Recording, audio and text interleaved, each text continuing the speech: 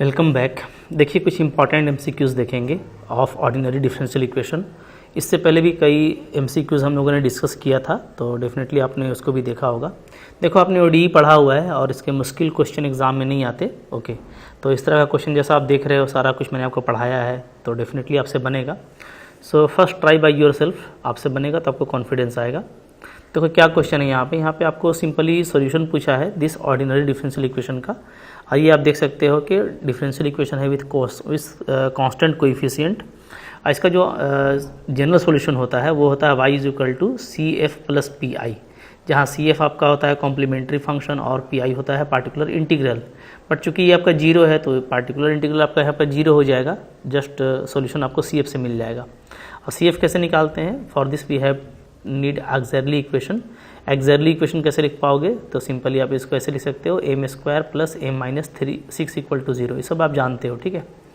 Therefore इसका factor करो। Factor इसका किस तरीके से आएगा? m + 3 ले लेंगे और m - 2, तो इसका फैक्टर बन जाता है। सो इसका जो रूट है वो आपका आ रहा है -3 और 2, तो जो CF है वो आपको आ जाएगा C1 e⁻³ -3x + C2 e⁻²x। Okay, अब आप देख लीजिए कौन सा कॉम्बिनेशन है आपका यहाँ पे। तो एक -3x होगा और एक 2x होगा। So option number 3 is correct here, ठीक है। तो काफ़ी जल्दी बनेगा इस तरह का क्वेश्चन, देख पा रहे हो, मुश्किल क्वेश्चन नहीं है। नेक्स्ट देखो क्या है question number 2 number is the solution of differential equation are the family of. Okay, कैसा फैमिली है? तो देखो बहुत ही सिंपल डिफरेंशियल इक्वेशन है। dy/dx = दे रखा है -x/y + 1। इसको सिंपली हम लोग ऐसे कर सकते हैं y + 1 dy + x dx = 0। Now integrate करेंगे तो y का हो जाएगा y²/2 + 1 का हो जाएगा y और x का हो जाएगा x²/2। इधर कांस्टेंट c आ जाएगा, ठीक है। इसको ऐसे लिख सकते हैं x² + y² + 2y = constant c, right. अब आप देखोगे ना तो इसको मैं और अच्छे से चाहूँ तो ऐसे लिख सकता हूँ x² + y + 1 का होल स्क्वायर, ऐसे ले सकता हूँ, राइट। और अब आप देखोगे यहाँ पे कि एक्चुअली इधर +1 मैंने किया, तो इधर हम लोग +1 करेंगे तो c + 1 को मैं कोई कांस्टेंट ले लेता हूँ k², ऐसा लिख सकते हैं, राइट। तो अब आप देखोगे कि ये एक सर्कल है, ये एक फैमिली ऑफ सर्कल को दिखा रहा है। तो this is the family of circle. Okay, अब ये जो भी फैमिली ऑफ सर्कल है तो इसमें देखिए ये डिपेंड करता है k पर। k आपका क्या होता है? रेडियस होता है। अलग अलग k के लिए अलग अलग रेडियस मिलेगा। सो it is circles with different radius. Okay, तो ऑप्शन नंबर 1 यहाँ पे करेक्ट है, क्योंकि डिफरेंट सेंटर तो होगा नहीं, क्योंकि सेंटर तो फिक्स दिख रहा है 0 और -1। ओके, और स्ट्रेट लाइन तो है नहीं। So option number 1 is correct here. तो बिल्कुल सिंपल बनेगा इस तरह का क्वेश्चन, आप अच्छे से बना पाओगे। क्वेश्चन नंबर 3 देखो क्या है। Differential equation of the family of curve this. इसका ये जो है इसका डिफरेंशियल इक्वेशन क्या होगा? तो ये काफ़ी सिंपल होता है इस तरह का क्वेश्चन। कैसे करना है? यहाँ पे देखो पैरामीटर एक है। अगर एक पैरामीटर है तो हमको एक ही ऑर्डर का डिफरेंशियल इक्वेशन मिलेगा और हम 1 टाइम ही डिफरेंशिएट करेंगे। ये सब मैं आपको पढ़ा चुका हूँ, ठीक है। तो अगर इक्वेशन दिया हुआ है तो डिफरेंशियल इक्वेशन निकालना काफ़ी इजी होता है। डिफरेंशिएट कर दो इसको, differentiating with respect to x। तो क्या आ जाएगा? x² का 2x आ जाएगा, y² का 2y आएगा, और = इधर आपका आ जाएगा 2a। तो यहाँ से मेरे को a का वैल्यू मिल गया, सिंपली क्या? x + y। ओके, अब इसको मैं फाइनली यहाँ पे वापस पुट कर दूंगा। तो पुट करने से क्या हो जाएगा? x² + y² = 2x और a के प्लस पे x + y, राइट। अब देखिए यहाँ से क्या आ जाता है, इसको मैं फर्दर सॉल्व करूँगा तो आ जाएगा x² + y², इधर आपका आ जाएगा 2x² + 2xy। ओके, अब आप देखो इसको थोड़ा सा सिंप्लीफाई करेंगे तो क्या हो जाएगा? x² होगा -y² होगा + 2xy = 0। So this is the required differential equation, और ये ऑप्शन नंबर 2 आपका करेक्ट ऑप्शन है, ठीक है। तो काफ़ी जल्दी आप इस तरह का क्वेश्चन कर पाओगे, बहुत सिंपल होता है। नेक्स्ट देखो क्या है क्वेश्चन नंबर 4 यहाँ पे देखते हैं। Solution of this differential equation is. Okay, तो यहाँ पे देखो जो डिफरेंशियल इक्वेशन है वो आपको कैसा दे रखा है। यहाँ पे आपका dy/dx + 3y = 6 + 11, ये है जी।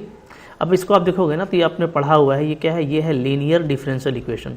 ओके, जहाँ पे p का वैल्यू ये है और q का वैल्यू ये है, दोनों फंक्शन ऑफ x होता है।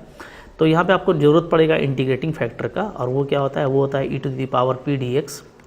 ओके, सिंपली p जो है मेरा कांस्टेंट 3 है, तो e⁻3x आपका ये हो गया if। अब आप IF को इस इक्वेशन में मल्टीप्लाई करोगे, ठीक है, और इंटीग्रेट करोगे तो आपका जो सॉल्यूशन है वहाँ से सॉल्यूशन आपका आ जाता है। सब कुछ आप जानते हो क्या आता है, y into IF is equal to इधर हो जाएगा आपका Q इंटू IF और साथ में dx, ये हो जाएगा जी। अब देख लेते हैं इधर तो आपका हो गया y इंटू ई का पावर 3x, राइट। इधर मेरा हो जाएगा 6x प्लस 11, ये Q है, और आपका 11 ये IF आपका e3x आ गया। अब आपको सिंपली आप इसको इंटीग्रेट कर दो तो देखो यहाँ से आ जाएगा y ई का पावर 3x। यहाँ पे देखिएगा आप पार्शियल डिफ्रेंशिएशन करेंगे हम लोग, इसको हम लोग लेंगे u, इसको हम लोग लेंगे v, तो क्या हो जाएगा जी, तो हो जाएगा आपका 6x प्लस 11 e3x का आपको e3x/3 आ जाएगा, माइनस करोगे, ठीक है। 6x प्लस 11 का इंटीग्रेशन डिफ्रेंशिएशन करेंगे तो 6 आएगा, u का डिफ्रेंशिएशन करते हैं और फिर इसका इंटीग्रेशन करते हैं। ये सब आप क्लास 12 लेवल पे पढ़ चुके हो, इसमें आपको कोई दिक्कत नहीं होगा, ठीक है। 3 2 या 6। अब हम लोग देखते हैं फाइनली क्या आंसर आ जाता है। यहाँ पे थोड़ा सा बस इसको सम अप करना है, ठीक है। चलो यहाँ पे कर लेते हैं। तो आप देखोगे अब आपको फाइनली आ जा रहा है y ई का power 3x is equal to यहाँ पे 6x प्लस 11 ई का पावर 3x/3 माइनस, यहाँ पे आप देखो 2 को बाहर कर लो तो आपको फिर e3x का इंटीग्रेशन करना पड़ेगा। तो y e to the power 3x minus equal to 6x plus 11 e का power 3x divided by 3 minus again 2 e का पावर 3x/3 ये आ रहा है, ठीक है। ई का पावर 3x को हम लोग हटा सकते हैं, यहाँ पे एक यहाँ पे कांस्टेंट c भी लगेगा, तो y का वैल्यू आ जाएगा देखो क्या 6x प्लस 11, ठीक है। 3 को ऐसे कर सकते हो 3y, तो ये बच गया, माइनस यहाँ पे आपका सिंपली 2 बचेगा, और कांस्टेंट में 3 से मल्टीप्लाई करेंगे तो वो कांस्टेंट ही रहेगा, तो इसको हम लोग ऐसे लिख देते हैं, ठीक है, प्लस k ई का पावर माइनस 3x। ओके, तो ये आपको देखो क्या आ जा रहा है। आप हम लोग एक बार देख लेते हैं कि हमको ऑप्शन क्या चाहिए। तो ऑप्शन में देखो सिर्फ y ही है, राइट। तो अगर y है तो 3 को डिवाइड कर देंगे, कोई इशू नहीं है।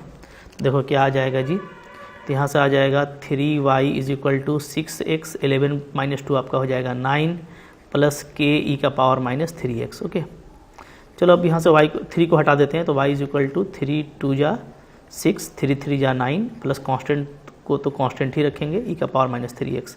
तो ये देखो 2x प्लस 3k ई का पावर माइनस 3x ये आ रहा है, तो आप इसको आप मिला लो कहाँ पे आपको दिख रहा है। तो सो 2x प्लस 3 ये है, ठीक है, और यहाँ पे हम लोग देख पा रहे हैं इस k का वैल्यू 1 आ जाएगा। हो सकता है k का वैल्यू, बाउंड्री कंडीशन तो कुछ नहीं दे के रखा है ना, ओके, तो यहाँ पे k ही रहेगा। सो जो करेक्ट ऑप्शन है वो है आपका ऑप्शन नंबर 4।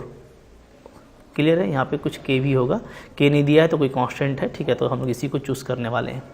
नेक्स्ट देख लेते हैं क्वेश्चन नंबर 5 क्या है। क्वेश्चन नंबर 5 देखो, यहाँ पे बोलता है कि जो डिफरेंशियल इक्वेशन है ये कैसा डिफरेंशियल इक्वेशन है। ओके, तो अगर आप देखोगे ना, यहाँ पे आपसे पूछता है कि क्या एग्जैक्ट है, होमोजीनियस है, लीनियर है, 3 प्रॉपर्टी पूछ रहा है।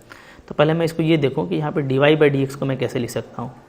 सो dy/dx को हम लोग लिख सकते हैं, ठीक है, is equal to 2y/3y minus 2x, ऐसे लिख सकते हैं। तो ये आपका होमोजीनियस तो है, ऊपर नीचे अगर आप रिप्लेस करोगे y को ky से, x को kx से, तो कोई फ़र्क नहीं पड़ने वाला। सो इट इज़ होमोजीनियस, ये आप जानते हो, ठीक है। It is a homogeneous differential equation. Degree order भी देख रहे हो, डिग्री बराबर है ऊपर नीचे का, तो ये होमोजीनियस है। ये हो गया। अच्छा, अब मैं अगर इसको थोड़ा ऐसे लिखूँ, dx/dy कर दूँ मैं, ठीक है, तो dx/ अगर dy कर देता हूँ तो ये हो जाएगा 3y minus 2x divided by 2y, ये हो जाता है। ओके, अच्छा, अब आप देखोगे कि ये हो गया आपका dx/dy, राइट, और फिर हम लोग अलग अलग कर दें यहाँ से, तो देखेंगे हम लोग कि 3/2 माइनस आ जाएगा हमारा x/y। ओके, अब मैं देखो इसको ऐसे लिख सकता हूँ, dx/dy plus 1/y into x is equal to 3/2। तो अब आप देखोगे ना, डेफिनेटली ये क्या है, ये आपका लीनियर डिफरेंशियल इक्वेशन है। अगर आपको लीनियर डिफरेंशियल इक्वेशन के बारे में याद हो तो आप देखोगे कि यहाँ पे p आपका 1/y है, जो डेफिनेटली चूँकि dx/dy लिया है तो ये y का फंक्शन होना चाहिए, और ये आपका आइदर y का फंक्शन होना चाहिए और कांस्टेंट, तो ये कांस्टेंट है। सो it is a linear differential equation. Okay, तो दोनों चीज़ें हैं। अब रहा एग्जैक्ट है कि नहीं है, तो उसको भी हम लोग यहाँ पे चेक कर लेते हैं।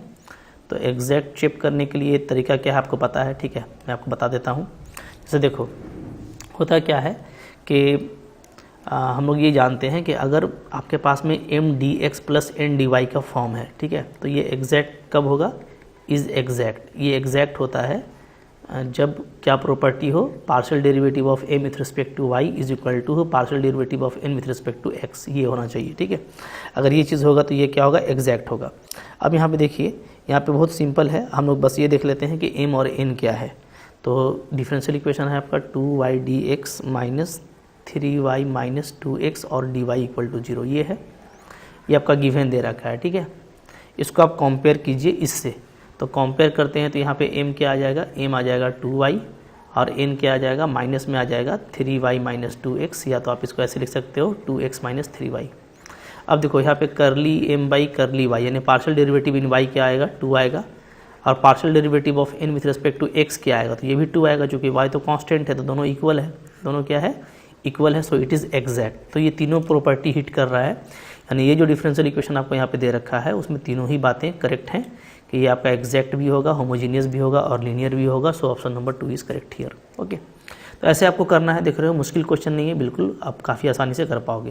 क्वेश्चन नंबर 6 देखिए, यहाँ पे बोलता है the integrating factor of the linear differential equation is. Okay, इसका इंटीग्रेटिंग फैक्टर कैसे निकालते हैं भाई, तो पहले तो आप इसको कर लो पूरा फॉर्म में, जैसे dy बाई डी एक्स है तो इसको मैं ऐसे लिख लेता हूँ plus y by X log X, okay, is equal to 2 by क्या बचेगा आपका, 2 बाई ओनली x बचने वाला है, ठीक है। तो अब ये देखो ये आपका q हो जाएगा, और यहाँ पे जो 1 बाई दिस है, 1 बाई दिस, ये आपका क्या हो जाएगा, ये आपका p हो जाएगा, और ये आपका स्टैंडर्ड फॉर्म है डिफरेंशियल इक्वेशन के लीनियर फॉर्म का। तो यहाँ से जो इंटीग्रल आपको जो यहाँ से इंटीग्रेटिंग फैक्टर मिलता है उसका फॉर्मूला होता है ई पी का पावर डी एक्स, ठीक है, ई का पावर पी डी एक्स। अब चलो p क्या है, तो p है 1 बाई एक्स लॉग एक्स, ये है साथ में डी एक्स। ओके, अब इसका इंटीग्रेशन तो काफ़ी इजी है, पता है आप लॉग एक्स को अगर u ले लेते हो, अगर इसको मैं u लेता हूँ तो 1 बाई एक्स डी एक्स क्या होगा, डी यू होगा। So it is simply D U by U, where u is log x, so it is e of ln u and it is simply u and u is what, it is log x। तो यहाँ पे जो आपका integrating factor आ रहा है वो simply log x है। So option number 1 is correct here. तो मुश्किल क्वेश्चन नहीं है, इस तरह का क्वेश्चन तो आप बहुत सारा पहले भी करते आ रहे हो, तो इस तरह का क्वेश्चन आएगा तो डेफिनेटली आपसे एग्जाम में बहुत जल्दी बनने वाला है। ओके, फिर देखो यहाँ पे क्वेश्चन नंबर 7, क्वेश्चन नंबर 7 है। इस क्वेश्चन नंबर 7 को आप पहले इसको वीडियो को पॉज कीजिए और ट्राई कीजिए, देखिए क्वेश्चन आपसे बनना चाहिए। हाँ, इस तरह के सारे क्वेश्चन मैंने आपको पढ़ाया हुआ है और ये अगेन एक इंपॉर्टेंट क्वेश्चन है, तो आप इसको देखो कि ये क्वेश्चन आपसे कैसे बनेगा। ओके, तो यहाँ पे आप देख सकते हो कि यहाँ पे जो आपको दे रखा है ना, तो ये आपका कुशी डिफरेंशियल इक्वेशन है, ठीक है। अगर आप कुशी का डिफरेंशियल इक्वेशन यूज़ करेंगे तो आपको ये बहुत जल्दी बन जाएगा। हम लोग x इज इक्वल टू ई का पावर t, राइट। तो आपको मैंने बताया हुआ है कि जो एक्स स्क्वायर जो टर्म है, X square D two Y by D X square, इसको हटा के हम लोग क्या लिख सकते हैं, इसको हम लोग हटा करके लिखेंगे डी माइनस 1 वाई। ओके, अब जो d है वो क्या है, तो वो है आपका d बाई डी टी, ये है। ओके, तो ये आपको बस ध्यान देना पड़ता है कि अब हम लोग d बाई डी टी को कैपिटल D ले रहे हैं, ठीक है ना, यहाँ पे ऐसे d by D T, clear. तो ये हो जाएगा। अच्छा, इसके बाद हम लोग ये देखेंगे कि वो यहाँ पे आपका x है, तो x dy by D x है, तो ये आपका क्या हो जाएगा, ये आपका सिंपली हो जाएगा dy। ओके, अब आप इसका यूज़ कीजिए ना, इसको आप यूज़ करेंगे देखो आपका क्या आ जाएगा, तो यहाँ से आपका आ जाएगा डी माइनस 1, फिर प्लस आपका 4d और प्लस 2, और आपका y क्या आ जाएगा, ऐसे लिख सकते हैं, ठीक है। अच्छा, अब देखिए, अब यहाँ पे सिंपली ये क्या आ गया, तो ये आपका कांस्टेंट कोएफिशिएंट वाला केस आ जा रहा है, जहाँ से आप इसका एक्सैक्टली इक्वेशन बस देख लो तो क्या आ जाएगा, एक्सैक्टली इक्वेशन आ जाएगा m into M minus 1 plus 4m plus 2 equal to 0, ये आ जाता है, ठीक है। यहाँ पे मैं इसको ऐसे लिख सकता हूँ एम स्क्वायर माइनस 4m है plus minus m plus 4m, तो आपको प्लस 3m बचेगा प्लस 2 इक्वल टू 0, ये आने वाला है। अब यहाँ से हम इसका रूट देखते हैं, तो फैक्टर बनेगा आपका m प्लस 2 और m प्लस 1 इक्वल टू 0, ये बन जाएगा।